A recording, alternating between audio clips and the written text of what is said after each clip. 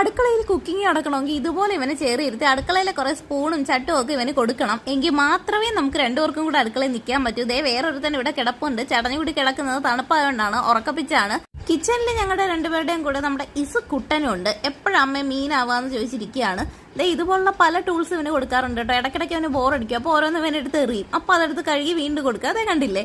എന്താ അല്ലേ ഒരു മീൻകറി വെക്കാൻ പറ്റുന്ന പാടെ. സൂർജേട്ട അപ്പോൾ കാര്യമായിട്ട് ഇന്ന് മീൻ വെട്ടിക്കൊണ്ടിരിക്കുകയാണ്. ഞാനപ്പോൾ അരപ്പൊക്കെ റെഡിയാക്കി. അതിനിടയിൽ ഇവൻ ബോറടിക്കുമ്പോൾ ഇവന് പാട്ട് പാടി കൊടുക്കണം.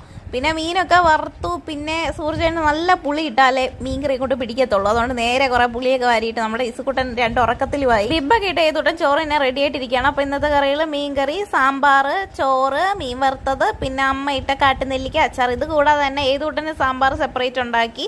അത് ഉപ്പിടാതെയാണ് ഉണ്ടാക്കുന്നത്. ഒരു വയസ്സ് വരെ ഉപ്പ് കൊടുക്കാൻ പാടില്ലല്ലോ. അപ്പോൾ നമ്മുടെ ഏതുട്ടൻ ഫുഡ് കഴിക്കാൻ തുടങ്ങി. ഇനി ഈസൂനും അലിക്കും കൊടുക്കണം. അവർ ഇച്ചിരി കഴിഞ്ഞിട്ടേ കഴിക്കത്തുള്ളൂ. അപ്പോൾ അത്രയൊക്കെ ഉള്ളൂ. ഞങ്ങളും കഴിക്കാൻ പോവാണ്. ബൈ.